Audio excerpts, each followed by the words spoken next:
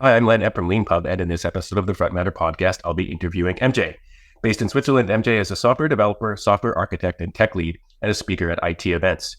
You can read his newsletter at newsletter.fractionalarchitect.io and check out his website at fractionalarchitect.io and you can also subscribe to his YouTube channel at Learn Software Architecture.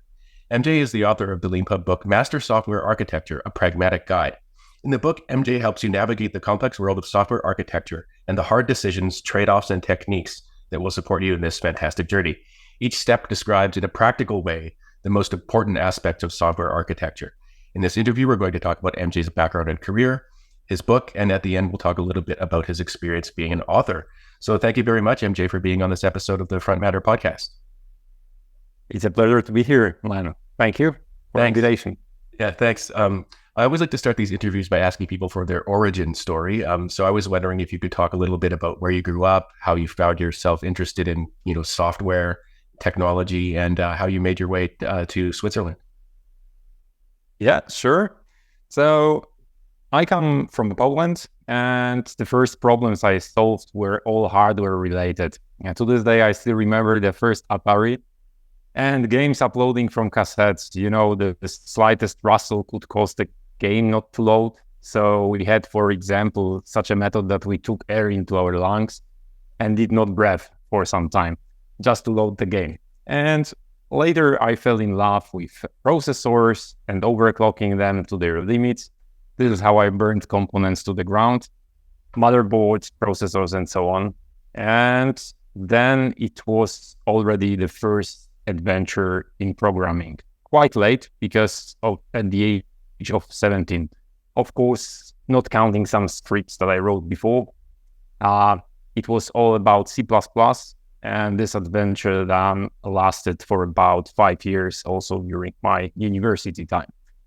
And after that, I started to work for a Swedish company, big one, and then my career started.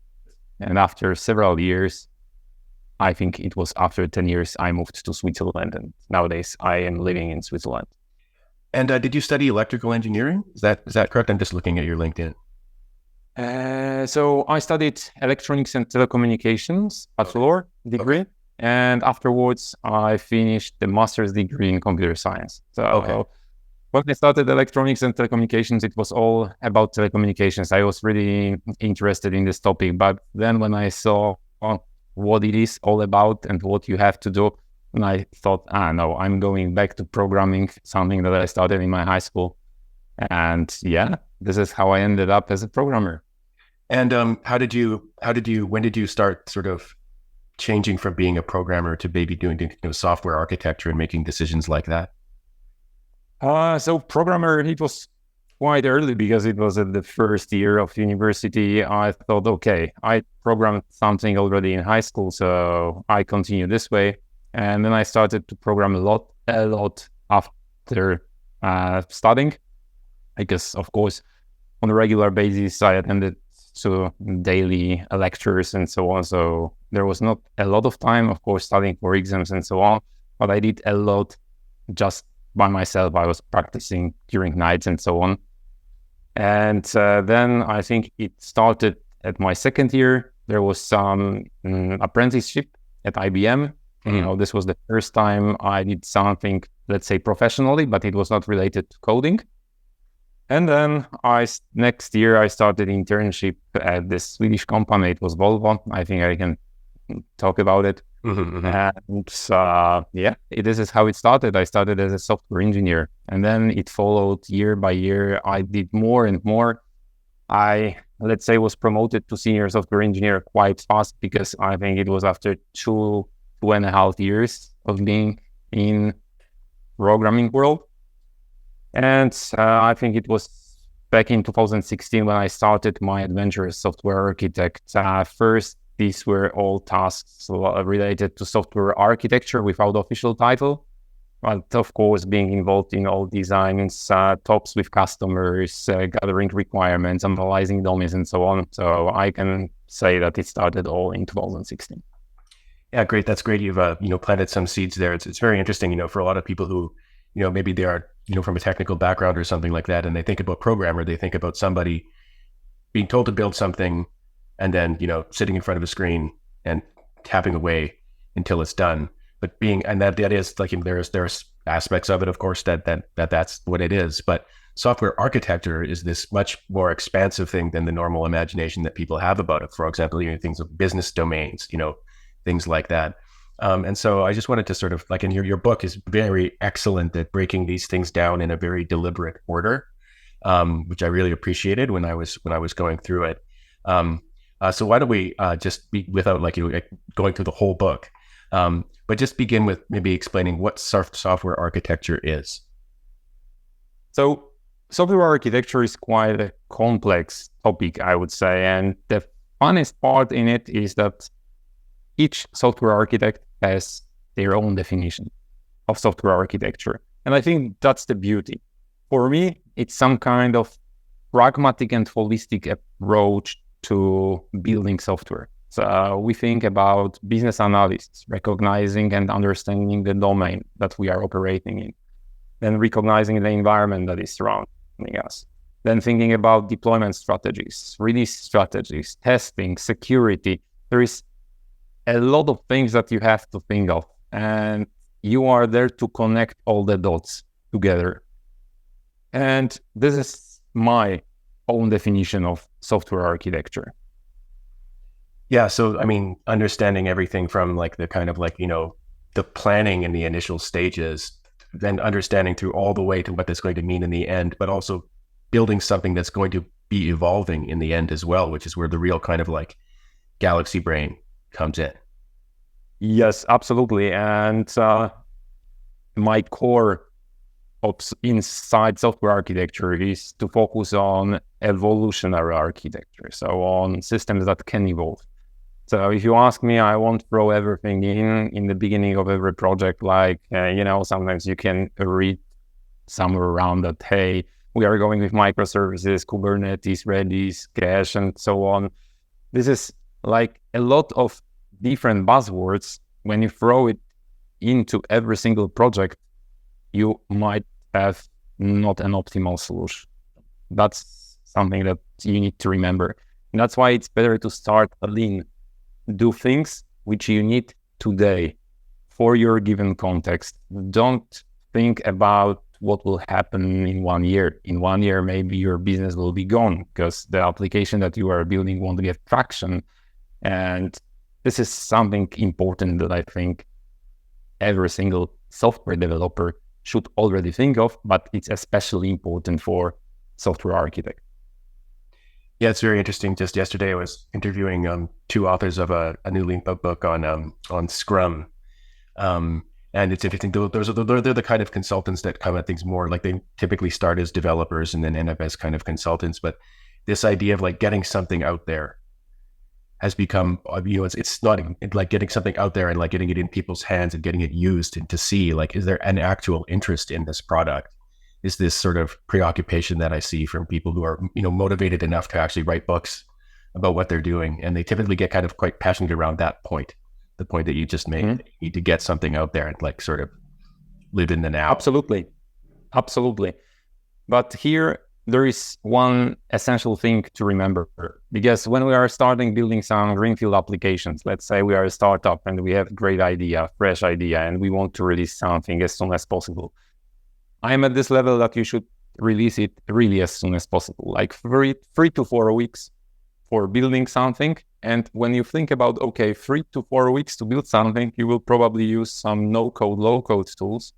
But then you need to know and accept the fact that if you get traction, you will need to move from this no-code or low-code solutions to something more structured, something that will allow you to maintain it for many, many years. Yes, so here you can, as a replacement, if you don't want to go with no-code, low-code, you can go with this evolutionary architecture. So start really simple. I'm coming from the .NET world, and in the .NET world, it's always like, hey, you have a solution, and then you have many projects, like hundreds of projects sometimes. And it makes no sense when you are before validation of your product. Just go with one single project. Just go there, implement what you need, in a way that you can evolve it later. And this is something that I am always explaining during my evolutionary architecture talks. Yes, and one feature of that you talk about in the step 2 of your book is like, so very early on, is understanding your business domain. And again, this is one of those things that I think a lot of people who don't come from the world of software might be surprised to hear, that the software architect is very concerned about understanding what the business domain is. Yeah, and so I was just wondering if you could talk a little bit about that. What is the business domain?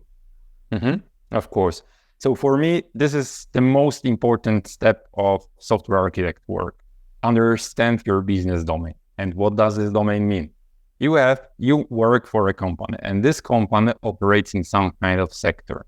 Let's say it's a healthcare sector. And inside this healthcare sector, you want to serve these private medical clinics with your software. You want to solve their problems, let's say for appointment scheduling, or then for navigating through patients' treatment, monitoring their results, and so on and so on. And this thing, so this appointment scheduling, this patient treatment monitoring and completion and invoicing and payments and so on, these are the things which are building your business domain. So here we are talking about one big piece of problem that you have to handle. And then you are dividing it to these areas, like I mentioned, this appointment scheduling or payments or invoicing, patient treatment, medical records management, and so on and so on. These we can call subdomains. So these are subparts of the system, because it's better to create, or it's better to divide one big problem to smaller problems. And this is something that I think is very important. And of course, it allows you to understand how it works, how processes cross each other, how they operate, what is the flow of the information, from where it comes, where it goes, and so on and so on. And as a software architect, it's very important that you get everyone who is involved in project or product development on the same track. We must have the same understanding. We must speak the same language when we are talking about it. So this is something which is, in my opinion, the most important thing, because when you then have to select technology, or you need to decide, okay, we go with microservices or modular monolith or something else, these are details. These are just tools that you will use to help to solve your problem, which is inside the domain that you operate in. Right, and one way of doing that is domain storytelling. Yes, for example, so this is something that I am describing in this book, besides event storing, because these are two techniques that I am using every day for all problems that I have, also in my private life. So I described even one case in the book of my colleague who organized his wedding, and he planned his wedding with event storming cards. So this was a really cool thing, because this is a problem to be solved. Same like in your domain, you have some flow, you have some process, and same with organizing wedding. This is something that is very similar. And this domain storytelling is something that can also help you. People sometimes use it interchangeably. So they once use event storming and the other time they use domain storytelling. I usually use it when it fits. Like if business prefers the method of domain storytelling, then I would go this way. If it is fine to go with event storming, I will go that way. Sometimes I will combine both of them. So this is a great thing, because you can first understand what is the flow, what is the understanding of some key people who know this process. And then you can tackle it further with event storming. So to focus on the events and to read models, commands, and all the things that are part of the event storming. So this is something that you can always combine. Yeah, it's very interesting. I mean, to take an example from that you gave already, after sort of like healthcare, for example. I imagine that like among the subdomains would also be like regulators. You've got to deal with government regulations around the provision of healthcare and things like that. And they'll need certain things to outputs from your system. And insurance companies will need inputs and outputs, from the system as well. And I can imagine, you could just imagine you're in front of a wall where but everybody else involved has put up all the sticky notes or what have you with all of their interests and needs. And then the regulators go in and go, none of this addresses what we need, which is to know, we need this kind of report from you on every case that comes out or something like that. And the insurance company is like, we need to know the costs, and we need to know the time, and et cetera, et cetera, et cetera. And so having those different voices in there is really important when you're designing the whole system. Yes, absolutely. Absolutely. And that's part of this modeling techniques, because there you already put these systems in place. You can use domain storytelling, you can use event storming, but these systems like maybe national healthcare system or national prescription registry or whatever else, it will be there. And then you will already know what kind of role does it play in your workflows. This is this moment to think about it. Because, it won't be that easy to get regulators to your meeting to model it together with event storming or domain storytelling. Mm-hmm. But this is something that is great to know that, hey, we will have to deal with that here. Maybe we don't know yet that we will need to deal with that. But of course, there will be as well part of the audit and all the stuff. So this is something that comes, but usually in a later phase. So first, let's understand it internally, then think how it will, so the external systems will affect, and the regulations will affect us. Yeah. And the next part of your book is about recognizing the environment around you. I really like this idea. Can you talk a little bit about what that is? Recognizing the situation that you're in, which is something that we often just kind of dive in and go forward without kind of trying to, take a view from on high. Yeah, of course. So first of all, you need to know how decisions are made in your environment. How long do you need to wait for these decisions? If there is a hierarchical environment or it's pretty lean, straightforward.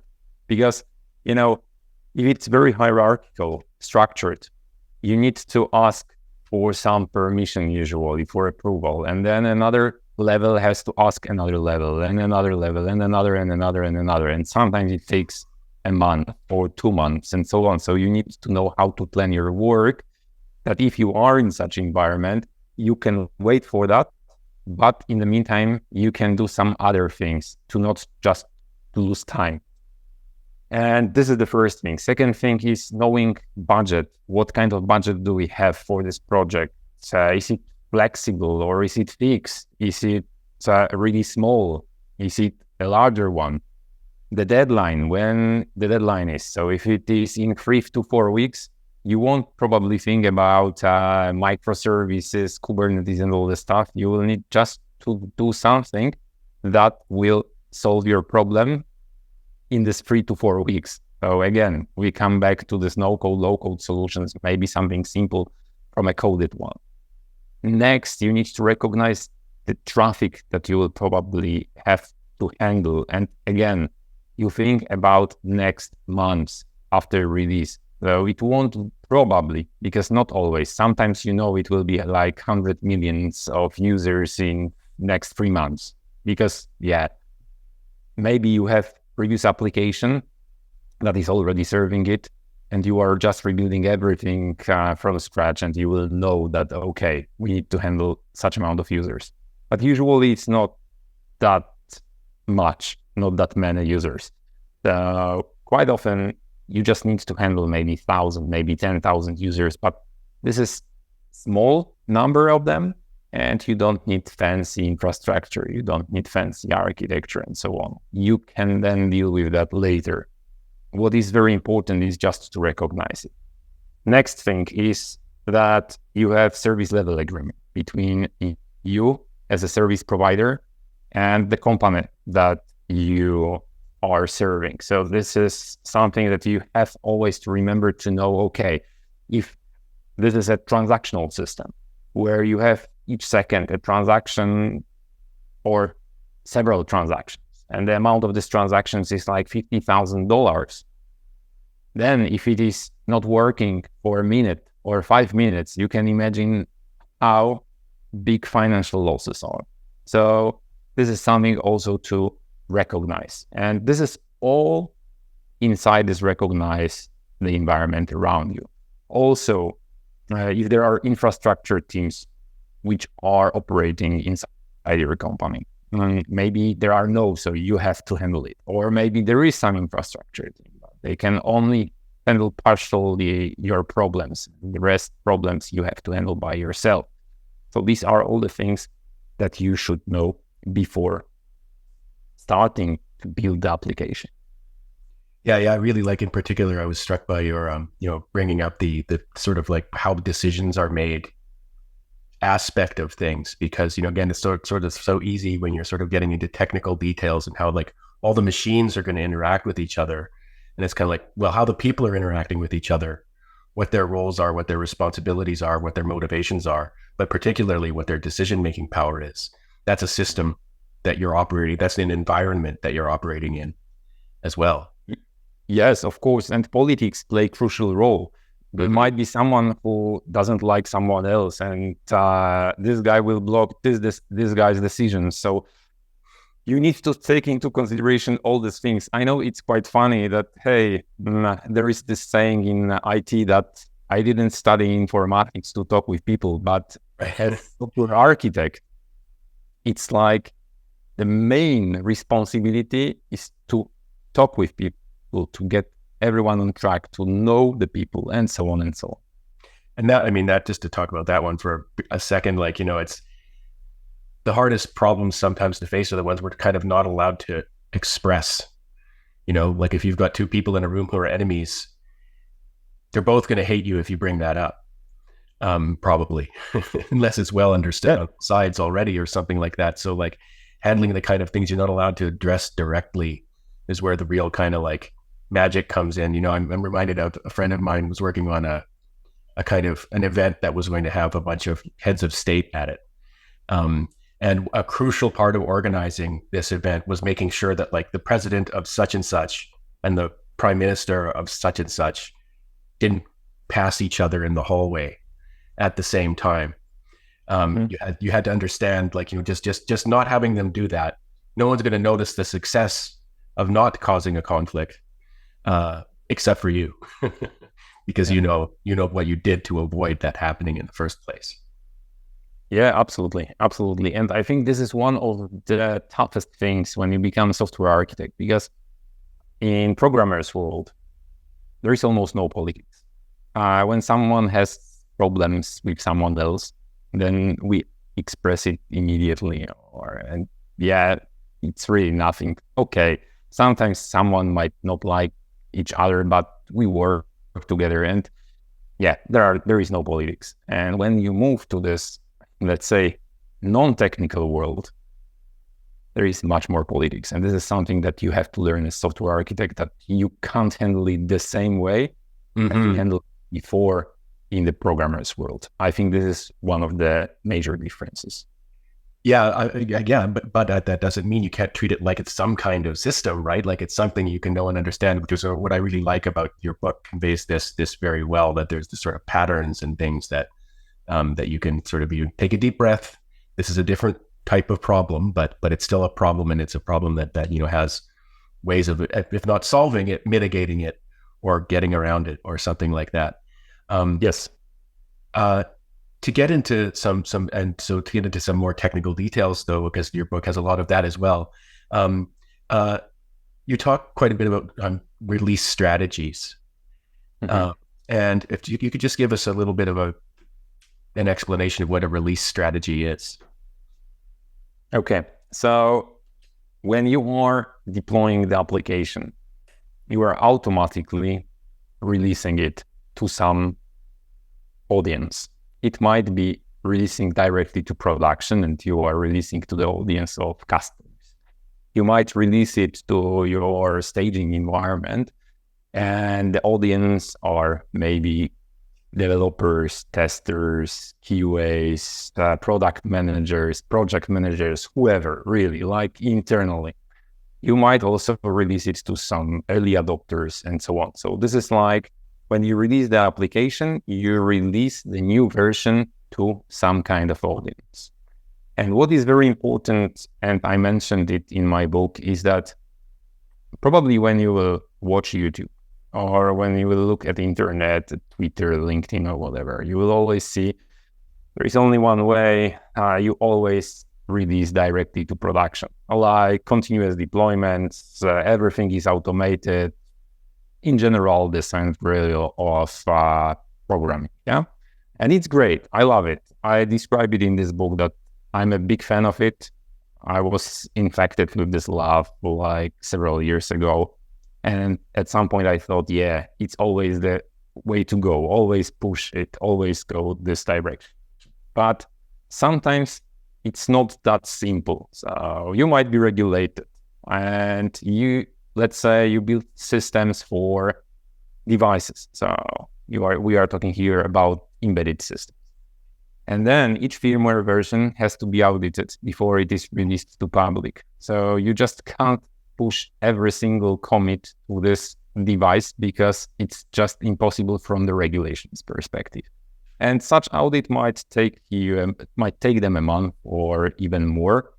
So maybe internally you can release it continuously to some internal environment, to internal devices, hardware devices, but you need to wait with releasing it to the real devices because every single version takes a month to deliver. And it's not like, after a single month, we are delivering a whole firmware to all the devices that we have in the entire world. No, it's usually like, okay, it's 10% of devices, 25% of devices, 50, and so on. So you do that step by step to omit situations like, you release something and then all devices do not work. So this is another part here. I mentioned there as well about other ways of development, because sometimes you fall into the environment where you have some kind of product increments. And this means that you will probably have release trains. And you have several different teams inside your company, and these teams work on features and they just want to bring them to production, and they can't be late to this release train, because if they are late, then this train is gone and they need to wait for another one. So here again, there is a chance that you will need to fit to the processes that are inside your company, and you can't skip them. You have to wait for this train, and then these features will be released as a package. It's not something that I like, because as I mentioned before, I really love to push directly to production. But this entire book shows my way of thinking. So it's like being pragmatic. Don't look like 0-1, black and white. No, stay pragmatic and think what would work inside your environment. Of course, you might change the way how the application is released, but it will take time, because change management is one of the hardest things to handle inside organizations. And it always takes time. Sometimes it will be 3 months, sometimes it will be 1 year, sometimes it will be even 5 years. But you can do that. Usually you can do that, but you will need to wait. Another really important aspect of all this is testing. And you have a section about that. And I was wondering if you could talk a little bit about that. How do you plan for how you're going to test in advance of building something? So in general, there are two most common ways. One way is to go with traditional testing, and traditional testing means that we are developing stuff and so on. When we are ready with features, then testers come in, they test these features, and then they find bugs, and then they bring it back to the development team. You fix it and give it back, and so on. Then maybe it goes to customers, then they give it back, some early adopters, and so on. So this is this old approach when the testing is shifted to the right of the process. So you have like one pillar of testing. And instead, what I am focusing on in my systems is to shift everything left. So you do testing through the entire development lifecycle. You start already with requirements, and And then when you have all the acceptance criteria and so on, during the development, you work on unit tests, integration tests. Maybe there will be some end-to-end tests as well to smoke test critical processes and so on. So when you are releasing your application, it's already tested, of course. There will be situations where you will have some artifacts, where you will have to fix some bugs, but this amount of bugs will be really low. So that's the main difference here. And if you ask me how I see the perfect process of running tests, it's like when I develop as a developer, let's say during pair programming session with my colleague, this is something that I usually commit. And inside this commit, I have the code that I push to production.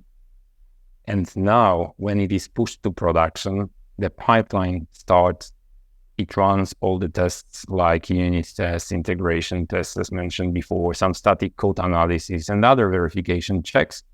And when it is ready, then the production candidate is deployed. And then the set of automation tests which have to run on production, they are run. Here we can talk about this end-to-end smoke test, the critical business processes. And then when it is fine, we promote this production candidate to production application, and it's not stopped. We are still monitoring it afterwards. So this is very important to have decent observability, decent monitoring, where you can see, okay, we have a lot of 400s and 500 errors, or our customers on the previous version, they were using the shopping cart like crazy. And within new version, they don't use it. So this means that probably, we broke something in production. And thanks to this shift left testing, the fix for the bug is very fast because we can react in an hour, maybe in 2 hours. Commit goes in, there's another production candidate and production goes on. Or we can rollback, of course, if we have some rollback strategy. And within this traditional testing, it's very hard because after you are finished with the feature, then you need to get resources from the testing team. And now testing team has to plan it. And then when they plan it, they have to execute it. Then it has to be confirmed maybe by some release manager. And when this release manager confirms it, then it goes to production, but maybe not to all customers, but some early adopters and so on and so on. And it might go back to us and so on. So this is usually how I approach the testing, or my favorite way of doing that. But of course, in this book, I am describing the, again, pragmatic approach. There is even a part in this chapter or in this step that describes my diary. So like I have some things from the past and I put it there to just say what you need to be aware of, what to remember. Yeah, and actually that one other very important feature of all of this to be aware of is security, which you talk about at the end of your book as well. So if you could maybe just take a couple of minutes to talk about that as a software architect, how do you approach secure? Let's say for a brand new product. Okay, so usually first things first. So like when I start new products or just new greenfield application, doesn't matter if it is project or product. And first thing that you do is to connect static analysis tools. It's like static code analysis is super important here. And we can talk here about SonarQube. We can talk here about Chekhov for infrastructure, where Chekhov can tell you like, okay, hey, here, this setting in cloud should not be set because then it is visible to public, or hey, it is against best practices. And then you know that, okay, I forgot about it, or you accept the thing, okay, I should put it there. There are other things like you can connect SNCC, and then based on that, you can see, okay, I have problems in this area or that area. Very important thing, which I mentioned in this chapter of security, is something that I see quite often. And this is the problem of incorrect design or not thinking about it. It's called IDOR, and it's just like let's say you have a URL and you have your company identifier at the end. It can be GUID, it can be some other stuff, maybe integer. Don't do that, but maybe it's that one. So then someone else can take another identifier and just put it in the URL, and they can access your data because someone did not think during working on some endpoints, didn't think about authorization. And now everyone is authorized. You just need this identifier. And there are a lot of more problems. In general, what I always say, automate as much as possible. Use third parties. Use, for example, Cloudflare, just to make sure that you can defend against DOS or DDoS attacks. Or you can use something that is built into cloud provider. That's also fine. Think about encryption. Which data should you encrypt? Of course, passwords, they should be hashed, but let's say during this time, it's not anymore a big problem because most systems use some external parties. Like I am saying, these third parties that are integrated into the system. Just don't build your own authentication system. Don't build your own system for handling this DOS, DDoS. Just leverage what is in the market. Find what fits you.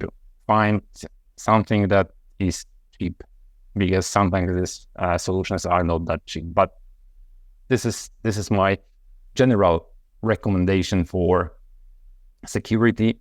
Also, what I really like is to use penetration testing partners, because they don't know your system, they didn't build it, so they got some information from you, and then they start testing. And this is great because they are pushing your application from different angles. They want to attack it from here, from there, and so on. So they act like white hackers. Yes, and this is great because you do that in controlled environment, so you don't have surprise when you go to production. Yeah, that's a really great and very comprehensive answer. The last question I want to ask you about software architecture is kind of cheesy maybe, but everybody these days is like, how is AI going to affect X? Is this a discussion? I mean, of course, AI itself is discussed in the software architecture world. It has to be, but software architecture as a practice, is this going to how is AI going to affect your day-to-day work? Don't get me wrong. AI is quite powerful, but it's not going to magically fix poor system design or unclear requirements. So nowadays, because we don't know what will happen in 10, 20, 30 years, I don't know. This market is really fast, but still, you need to deal with people. Different people have different opinions. They have different understanding of processes. And I am talking now from the software architecture perspective. So the requirements will be mutually exclusive, because this guy will tell this and another guy will tell something else. It's always great to cooperate as well directly. If it's possible to do on-site workshops, I would recommend to handle on-site workshops. Like with event storming, there is no discussion, in my opinion, of course. With domain storytelling, it can be handled remotely and it's working fine. But still, quite a lot of things have to be done by us, by software architects. And poor design system. If you look at today's capabilities of AI systems, they can build great web pages even. So in the meaning, like I am sitting in front of Claude AI or ChatGPT or whatever else, and I try to build some React components, and then it writes me this React components. I can even show how my UI should look like, and then it will generate you code that fits this UI that you send, like with your mockup. But still, the problem is that this code is not of a great quality. That's the first thing. I know that great quality of code is something discussable, but still, you need to maintain the system over years. And the problem is that if you have poor code base, it will become unmaintainable monster in 2, 3, 4, 5 years.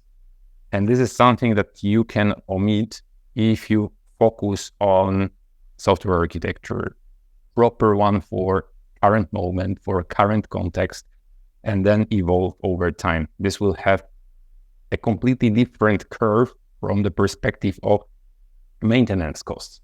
Because, if you have fully designed system, the maintenance costs grow exponentially. That's the problem. If you have well architecture at every single moment, optimal one for a given moment, of course, it won't be perfect because it's impossible, but optimal, if we accept that it's optimal, then these maintenance costs are more like this instead of this. So that's the case. Yeah, that's a really great answer. In the last section of the podcast, I always like to ask the guest about their experience writing. You wrote a post about how you wrote this book and how you approached it.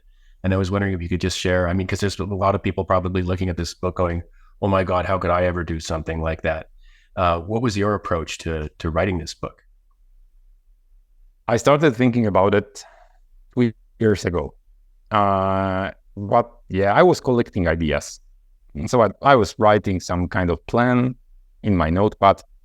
And after these 2 years, I started structuring it a bit. And I thought, okay, that's the moment. That's the moment to start writing my own book. And then I looked at other authors. I read their blogs, how did they start, how long did it take, and so on and so on. So I knew that I have to start when I have no regular job. So I remember one author said that, it's like full-time job when you write the book. And I thought, I don't know, probably not. It will be like 2 hours maybe in the afternoon, 2 hours in the morning, and I can do that. But luckily, I decided to stop my regular job. Like I moved to consulting fully, stopped 9 to 5, and I tell everyone I almost fully focused on the book, and I tried to write every day. Sometimes it was 1 hour, 2 hours. Sometimes it was 13 hours or 15 hours even.